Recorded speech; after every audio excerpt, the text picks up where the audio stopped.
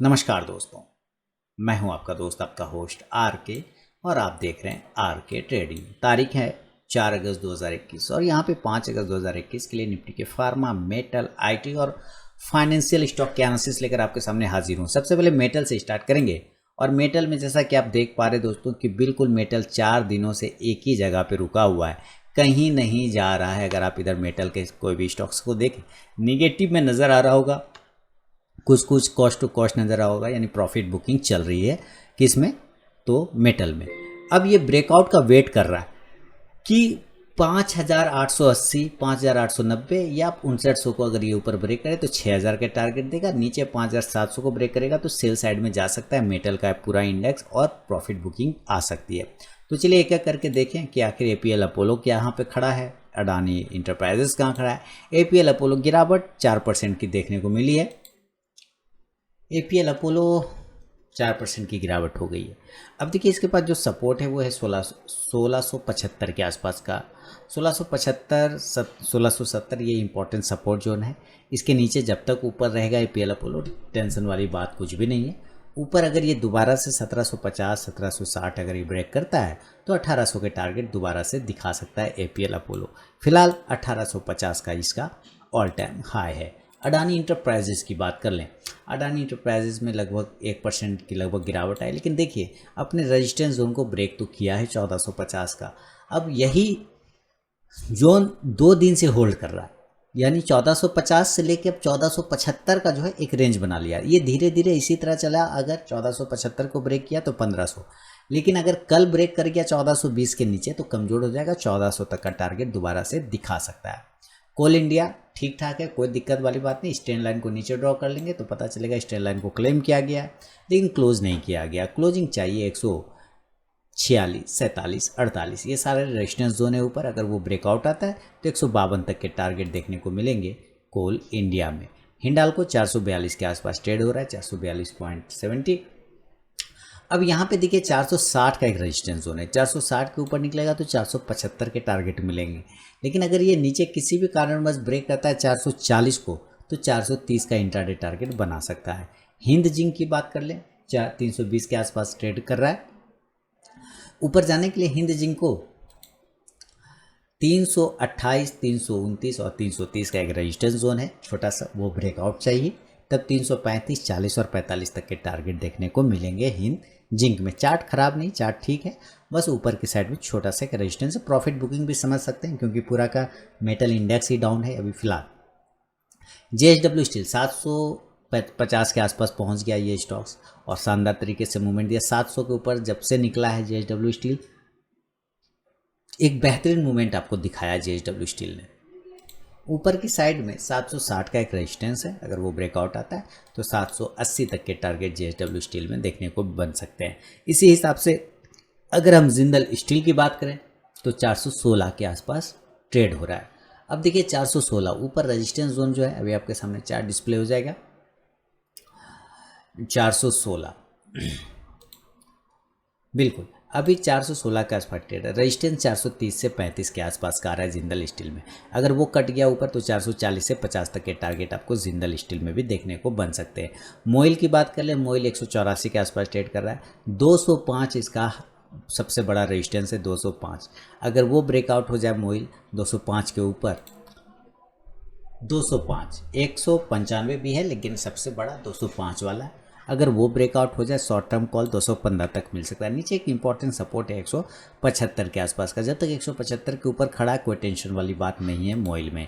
NMDC को पकड़ के चले तो देखिए एनएमडीसी ऊपर जाने के लिए तैयार बैठा है, लेकिन 184 से 85 के रेजिस्टेंस है, वो ब्रेकआउट करेगा 192 से 96 तक का एक टारगेट एनएमडीसी आपको दिखा सकता है। मेरे ख्याल से एनएमडीसी का जो लेवल आने चाहिए कुछ इस प्रकार यहाँ से बाउंस करके ऊपर जाना चाहिए। नेशनल एल्युमिनियम की बात कर लें तो 96, 97 यही सारे रेजिस्टेंस एक ही जोन पर देखेंगे आप ध्यान से तो 4 दिनों से एक ही तरह से होल्ड कर रहा है, जिससे कि मेटल का इंडेक्स होल्ड कर रहा था। तो ऊपर अगर ये 98, 99 ये ब्रेक करे तो फिर ये ऊपर 100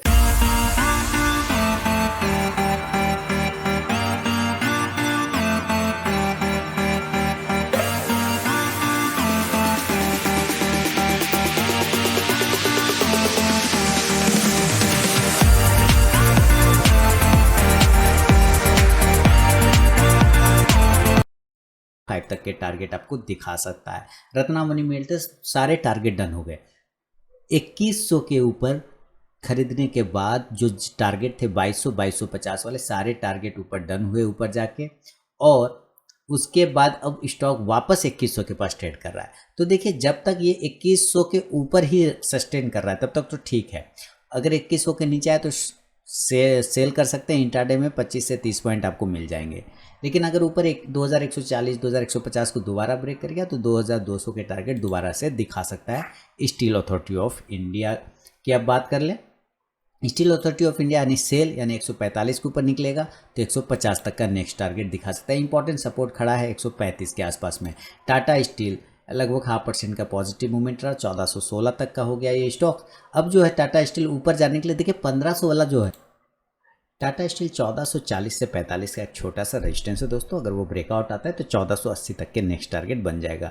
नीचे की साइड में 1390 का एक सपोर्ट है, अगर वो ब्रेक डाउन हो जाता है नीचे तो गिर सकता है आपको, फिर ये 1350 तक आते हुए सेल साइड में मिल सकता है। वेदांता सारे टारगेट ऊपर डन हो गए 280 के बाद का सारे टारगेट है ना। अब ऊपर जाने के लिए अब जो खड़ा है 320 के टारगेट, देखिए 280 से निकला तो 3 दिन में सारे काम हो गए। 320 के ऊपर निकलेगा तो 330 से 40 तक के टारगेट आपको वेदांता आराम से दिखा सकता है। वेलस्पन कॉर्प की बात कर ले, 138 के आसपास में क्लोजिंग कर रहा है और अपने इंपॉर्टेंट 10 लाइन के पास क्लोज कर रहा है। देखिए इसके पास दो सिचुएशन है। सिचुएशन ये है कि 136 और 35 के नीचे आने पर ये कमजोर हो जाएगा, 130 तक का सेल साइड में टारगेट देगा, और ऊपर उल्टा हो सकता है। अगर 143 से 44 अगर ये ब्रेक करे तो 150 से 55 का टारगेट फिर वेलस्पन कॉर्प आपको दिखा सकता है। तो दोस्तों ये था निफ्टी के मेटल स्टॉक पर मेरा अपना व्यू। अब चलेंगे ज़रा फार्मा स्टॉक्स की तरफ में और देखेंगे फार्मा स्टॉक्स कहाँ पे खड़ा है। लाइव मार्केट में कॉल प्राप्त करने के लिए आरके ट्रेडिंग मोबाइल ऐप को डाउनलोड कर सकते हैं गूगल प्ले से। साथ ही टेलीग्राम चैनल पे भी कॉल मिलता है जिसका लिंक वीडियो के डिस्क्रिप्शन पे अवेलेबल है, फ्री ऑफ कॉस्ट में आप ज्वाइन कर सकते हैं।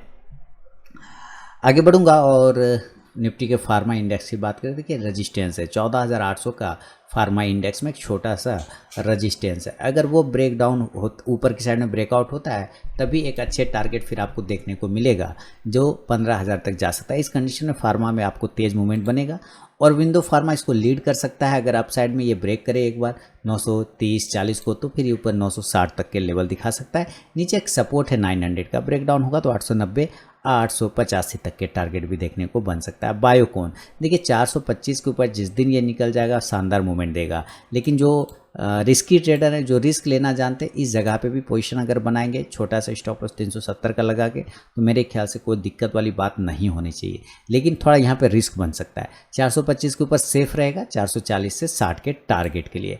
कैडला हेल्थ केयर की बात कर लें, देखिए कैडला हेल्थ का 600 के ऊपर निकलने के बाद 620, 630 और 640 तक के टारगेट बनेंगे।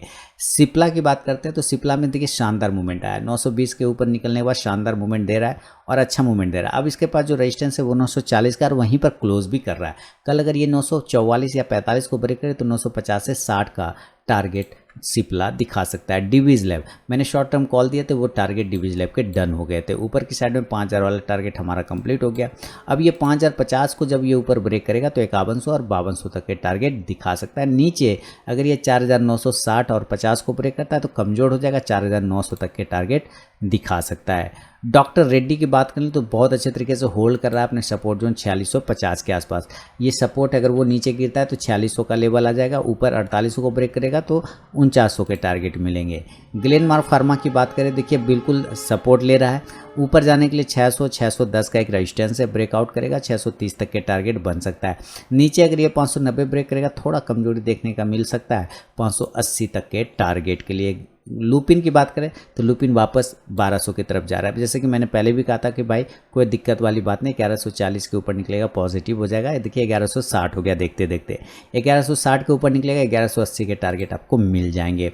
पीएल इसके भी सारे टारगेट डन हो गए मेरे ऊपर वाले, देखिए 2575 का इसने हाई लगा दिया यानी कि लगभग 2600 वाला। तो अब 2575 के ऊपर ही निकलने देंगे तब वापस 2600 2625 के टारगेट बनेंगे। पिरामिल के बाद स्ट्रैट्स फार्मा की बात कर रहे हैं 810 815 ये सारे रेजिस्टेंस जोन अगर ब्रेकआउट करेगा तो 820 से 840 तक के टारगेट बनेंगे। स्ट्राइड्स फार्मा में। सन फार्मा की बात करें तो शानदार मूवमेंट, 2-3 दिन में ही इसने सारे काम कर दिए अपसाइड के, शानदार। 800 के ऊपर निकलने के बाद ये 825 से 840 तक के टारगेट आपको दिखा सकता है। टोरेंट फार्मा की बात कर ले, टोरेंट फार्मा 3150 के ऊपर निकलेगा तब ये 3200 तक के टारगेट दिखा सकता है। नीचे अगर ये 3060 को ब्रेक करता है तो 3000 तक के टारगेट देखने को मिलेंगे। इसके अलावा अगर वोकट फार्मा की बात करें तो 540 के ऊपर वोकट फार्मा निकलेगा, 560-80 के टारगेट बन सकते हैं। नीचे अगर ये ब्रेक करेगा 510 को, सेल साइड चला जाएगा 500 के टारगेट के लिए। नोवार्टिस की बात करें, नोवार्टिस में देखिए रेजिस्टेंस से 1000 का ब्रेक करेगा, 1050 के टारगेट मिल जाएंगे, 1025 से 1050 तक का। नीचे अगर 940 को ब्रेक करता है तो 920 से लेकर 900 तक का टारगेट बन सकता है। ग्रेनुअल्स ने टारगेट डन कर दिया 400 वाला और वहाँ से रिजेक्शन भी आ गया। अब हमें तब तक पोजीशन नहीं बनाना जब तक ये 400 के ऊपर क्लोज नहीं करे, तब तक कुछ भी नहीं करेंगे। डॉक्टर लाल पैथलैब 4000 ही इंपॉर्टेंट रेजिस्टेंस है, अब 4000 के ऊपर सस्टेन करेगा। फिलहाल नियर में 3900 भी अगर ये ब्रेक कर जाए तो 3950 से 4000 दे सकता है। नीचे 3800 को ब्रेक करेगा, 3750 तक के टारगेट देखने को मिलेंगे। एस्ट्राजेनिका मैंने दिया था, इसमें कॉल दिया हुआ था शॉर्ट टर्म कॉल, वो भी टारगेट एस्ट्राजेनिका का हो गया है डन। 3500 के एक टारगेट दिए थे, उसका काम हो गया। 3600 के ऊपर, 3500 के ऊपर निकलने के बाद जो नेक्स्ट टारगेट देगा वो आपको लगभग जो बना के देगा, मैंने दिए थे 3420 के ऊपर खरीदने के लिए टारगेट, 3460 और 3500 का, ये दोनों टारगेट तो इसने डन कर दिया। अब ये 3500 के ऊपर जाने के बाद 3600 तक के टारगेट एस्ट्राजेनिका आपको दिखा सकता है दोस्तों, तो नज़र बना के ज़रूर रखिएगा। तो दोस्तों ये था निफ्टी के मेटल और फार्मा पे मेरा व्यू। अब चलिए ज़रा आईटी स्टॉक्स को लगाते हैं और देखते हैं कि आईटी क्या कर रहा है, उसके बाद सारे स्टॉक्स को देखेंगे। देखिए इंडेक्स में, आईटी इंडेक्स में जैसा कि देखें तो थोड़ी सी प्रॉफिट बुकिंग आया हायर जोन पे, जो आना भी चाहिए, उसमें कहीं कोई दिक्कत वाली बात नहीं, ये प्रॉफिट बुकिंग आना भी चाहिए। ऊपर अगर 31,200 को अगर ये ब्रेक करेगा तब नया मूवमेंट आएगा आईटी में, अदरवाइज ये नीचे अगर ये ब्रेक करेगा 30,800 को तो थोड़ा कमजोरी दिखा सकता है निफ्टी का आईटी इंडेक्स। इसके हिसाब से अगर हम बिरला सॉफ्ट को पकड़ के चलें तो एक बिरला सॉफ्ट में यहीं से बाउंस आना चाहिए, इसी ट्रेंड लाइन से ऊपर की साइड में एक बाउंस आना चाहिए। 400 को ब्रेक करे 410 से 20 तक का टारगेट देखने को बन सकता है। एचसीएल टेक देखिए 1055 से 60 का एक रेजिस्टेंस है ऊपर की साइड में, अगर ब्रेकआउट करेगा तो 1070 से 80 और 1100 तक के टारगेट एचसीएल टेक दिखा सकता है। इन्फोसिस 1650 के आसपास ट्रेड कर रहा है, नीचे की साइड में अगर ये 1635 को ब्रेक करता है थोड़ा 1625 से 20 तक का इंट्राडे टारगेट बनेगा। ऊपर अगर 1660 ब्रेक करता है 70 से 80 तक का टारगेट भी दिखा सकता है। टाटा इलेक्सी होल्ड कर रहा है एक ही जोन पे, ठीक है, कोई दिक्कत वाली बात नहीं। ऊपर की साइड में 4375 को ब्रेक करेगा, देन 4460 तक के टारगेट दिखा सकता है। माइंड ट्री की बात कर ले तो 2900 का एक रेजिस्टेंस है, 2900 के ऊपर जाने के बाद 3000 के टारगेट बनेंगे। नीचे अगर ये 2820 को ब्रेक करता है 2800 और 2780 तक के टारगेट नीचे की साइड में दिखा सकता है। विप्रो 605 के ऊपर निकलेगा तब नया टारगेट 610 से 15 का इंट्राडे बनाएगा। टेक महिंद्रा की बात कर ले, टेक महिंद्रा में 1235 के ऊपर निकलने के बाद नया टारगेट 1250 और 70 के टारगेट देखने को बनेंगे। नीचे की साइड में अगर ये 1210 ब्रेक करता है कमजोर हो जाएगा, फिर एक टारगेट इंट्राडे 1195 तक का भी दिखा सकता है। टीसीएस की बात करें तो मैंने आप लोगों को टीसीएस के भी दिए थे, टीसीएस के भी टारगेट इसने कर दिए हैं डन, है ना। तो ठीक है, अब अच्छी बात है, मैंने टीसीएस का जो कॉल दिया होता शॉर्ट टर्म कॉल उसमें 3235 के ऊपर बाय था और 3300 का फाइनल टारगेट था, तो 3300 के भी लगभग टारगेट तो हो ही गया डन। आज हमारा 3300 का टारगेट डन हो गया, काम फिनिश। अब ये 3310 के ऊपर निकलेगा तब 3360 तक के नेक्स्ट टारगेट आपको टीसीएस दिखाएगा। कोफोर्ज की बात करें तो देखिए कोफोर्ज ने गैप डाउन ओपनिंग किया, कोई दिक्कत नहीं है। ऊपर के लिए 5000 इसका इंपॉर्टेंट रेजिस्टेंस है, 5000 के ऊपर निकलने के बाद ही नया मूवमेंट बनेगा, अदरवाइज नीचे 4650 को ब्रेक करता है कमजोर हो जाएगा, 4600 तक के टारगेट आपको दिखा सकता है। नौकरी यानी इन्फो एज की बात करें 5600 के ऊपर निकलने के बाद नया मूवमेंट बनेगा। रिसेंटली अगर नीचे में ये 5400 को दोबारा ब्रेक करे तो 5450 और 5500 तक के टारगेट आपको फिर से दिखा सकता है। एलटीआई इन्फोटेक की बात करें तो एलटीआई इन्फोटेक में ऊपर 4750 का एक रेजिस्टेंस है, वो ब्रेकआउट करेगा 4800 4850 के टारगेट बनेंगे। एलटीआई इन्फोटेक में एम्फासिस सही जगह पे, कहीं कोई दिक्कत नहीं। नीचे 2650 के नीचे आने पे 2600 का सेल साइड में टारगेट, ऊपर 2700 के निकल जाएगा तो 2750 का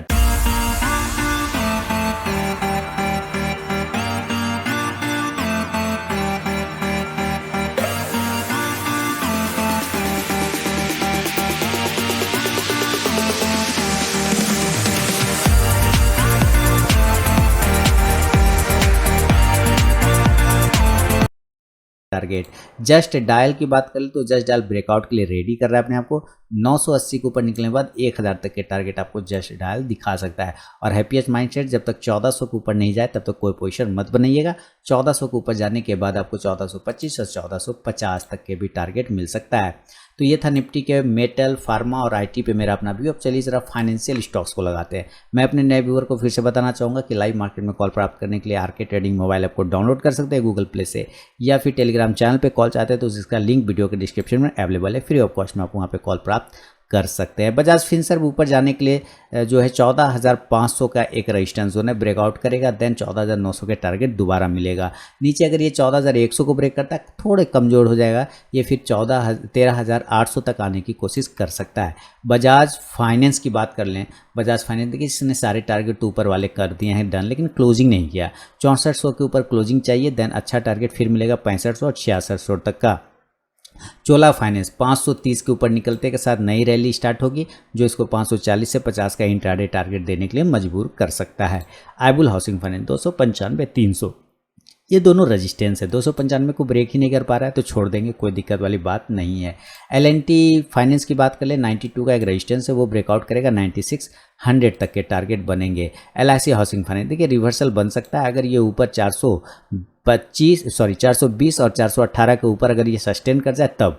फिलहाल तो भी कमजोरी दिख रहा है, तो भी अवॉइड करके भी चल सकते हैं, लेकिन याद रखिए 415 के ऊपर अगर ये निकलता है तो 420 से 25 का इंट्राडे टारगेट बन सकता है। M&M फाइनेंस रिवर्सल के पूरे चांस दिखाते हुए कोशिश कर रहा है, 156 से 57 के ऊपर क्लोजिंग चाहिए, 160 के टारगेट बन सकता है। मन्नप्पुरम फाइनेंस 220 का रेजिस्टेंस है, 18 से 20 का, अगर वो ब्रेक करेगा 230-40 तक के भी टारगेट आपको ऊपर दिखाएगा।